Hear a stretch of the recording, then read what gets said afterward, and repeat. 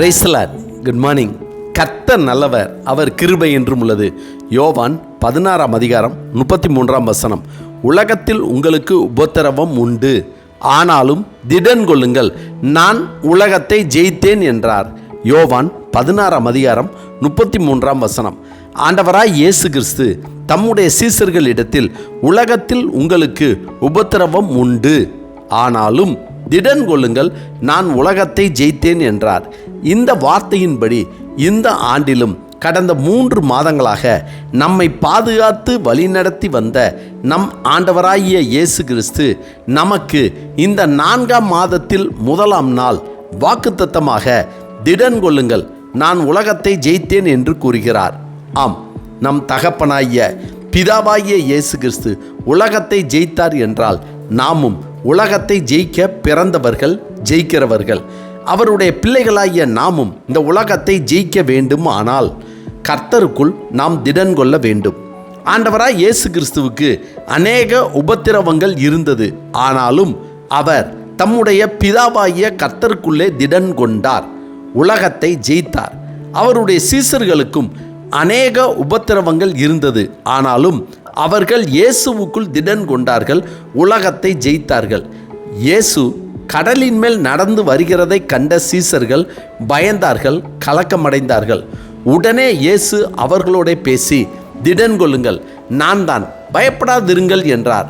அந்த வார்த்தையை கேட்ட பேதுரு தனக்குள் திடன் கொண்டு தானும் கடலின் மேல் நடந்து உம்மிடத்தில் வர கட்டளை கொடும் என்றபோது இயேசு வா என்றார். திடன் கொண்ட பேதுரு ஜலத்தின் மேல் நடந்தார். காற்று பலமாய் இருக்கிறதை கண்டு பயந்து அமிழ்ந்து போகையில், ஆண்டவரே என்னை ரட்சியும் என்று கூப்பிட்டார். உடனே இயேசு கையை நீட்டி அவனை பிடித்து, அற்ப விசுவாசியே, ஏன் சந்தேகப்பட்டாய் என்று படகில் ஏற்றிவிட்டார். அந்த பேதுருவிற்காக தான் சிறைச்சாலையின் கதவுகள் தானாக திறந்தன. அவர் உலகத்தில் உள்ளவைகளை ஜெயித்தார். சவுலை இயேசு சந்தித்த போது சவுல் பவுலாக மாறி இயேசுவுக்குள் திடன் கொண்டார். அவருடைய சரீரத்திலிருந்து உருமால்களையும் கச்சைகளையும் கொண்டு வந்து வியாதிக்காரர்கள் மேல் போட வியாதிகள் அவர்களை விட்டு நீங்கி போயின.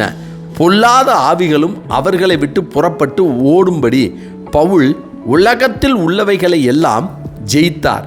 இயேசுவோடு இருந்த 11 சீசர்களும் தங்களுக்கு ஏற்பட்ட உபத்திரவத்தினால், பாடுகளினால், இயேசு சிலுவையில் அறையப்பட்ட பின்பு தங்களுடைய பழைய நிலைக்கு, பழைய தொழிலுக்கே திரும்பினார்கள்.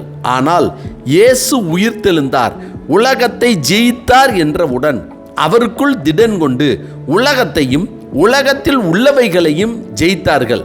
இயேசு பெத்தானியாவில் குஷ்டரோகியாய் இருந்த சீமோன் வீட்டிலே போஜன பந்தி இருக்கையில் ஒரு ஸ்திரீ விலையேறப்பெற்ற நலதம் என்னும் உத்தம தைலமுள்ள வெள்ளைக்கல் பரணியை கொண்டு வந்து அதை உடைத்து அந்த தைலத்தை இயேசுவின் சிரசின் மேல் ஊற்றினாள். அப்பொழுது சிலர் தங்களுக்குள்ளே விசனமடைந்து, இந்த தைலத்தை இப்படி வீணாய் செலவழிப்பானேன் என்று சொல்லி அவளை குறித்து முறுமுறுத்தார்கள். அப்பொழுது அந்த 12 பேரில் ஒருவனாக இருந்த யூதாஸ் என்பவன் அவரை பிரதான ஆசாரியருக்கு காட்டி கொடுக்கும்படி அவர்களிடத்திற்கு போனான். கர்த்தருக்கு பிரியமானவர்களே, யூதாஸ் அந்த நேரத்தில் தன்னுடைய இருதயத்தில் முறுமுறுக்காமல், விசனமடையாமல், அவன் இருதயத்தின் எண்ணத்திற்கும் யோசனைக்கும் செவி கொடாமல் அவன் இயேசுவுக்குள் அவனுடைய இருதயத்தை திடப்படுத்தி இருந்தால், அந்த ஒரு நிமிடம் இயேசுவை விசுவாசித்திருந்தால், அவர் மேல் அன்பு வைத்திருந்தால், அவர் செய்த அற்புதத்தையும் அதிசயத்தையும் கண்டதாலும், அவருடைய வார்த்தைகளை கேட்டதாலும், அதை நினைத்து அவனுடைய இருதயத்தை கர்த்தருக்குள் இயேசுவுக்குள் திடப்படுத்தி இருந்தால் இயேசுவை காட்டி கொடுத்திருக்க மாட்டார். உலகத்தில் தோற்று போய் நான்று கொண்டு செத்து போகாமல் மற்ற சீசர்களைப் போல உலகத்தில் வாழ்ந்து சுவிசேஷம் பண்ணி உலகத்தை ஜெயித்திருப்பான். எனவே கர்த்தருக்கு பிரியமானவர்களே, நம் ஆண்டவராய் இயேசு கிறிஸ்து நமக்கு சொன்னதைப் போல உலகத்தில் நமக்கு உபத்திரவம் உண்டு.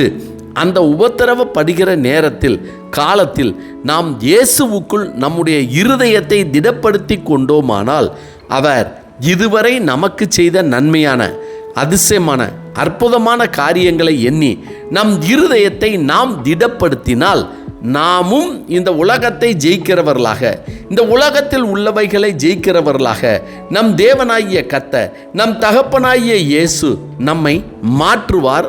ஆமென். ஜெபிப்போமா. சர்வ வல்லமை உள்ள சேனைகளின் தேவனாகிய கர்த்தாவே, உம்மால் அழைக்கப்பட்ட தெரிந்து கொள்ளப்பட்ட நாங்கள் எங்களுக்கு ஏற்படுகிற உபத்திரவ காலங்களிலும் பாடுகளின் நேரங்களிலும் எங்களுடைய இருதயத்தில் ஏற்படுகிற எண்ணங்களுக்கும் யோசனைகளுக்கும் செவி கொடுக்காமல் எங்களுடைய இருதயத்தையும் செவியையும் உமக்கு நேராக, உம்முடைய வார்த்தைக்கு நேராக திருப்பி, உம்முடைய வார்த்தையினாலும் உம்முடைய கிருபையினாலும் எங்களுடைய இருதயத்தை உமக்குள் திடப்படுத்தி கொண்டு விசுவாசத்தோடு நாங்களும் இந்த உலகத்தை ஜெயிக்கக்கூடிய கிருபையை எங்கள் தகப்பனாகிய கர்த்தர் தாமே எங்களுக்கு தந்தரல வேண்டும் என ஆண்டவராகிய இயேசு கிறிஸ்துவின் இன்ப நாமத்தில் ஜெபிக்கிறோம் நல்ல பிதாவே.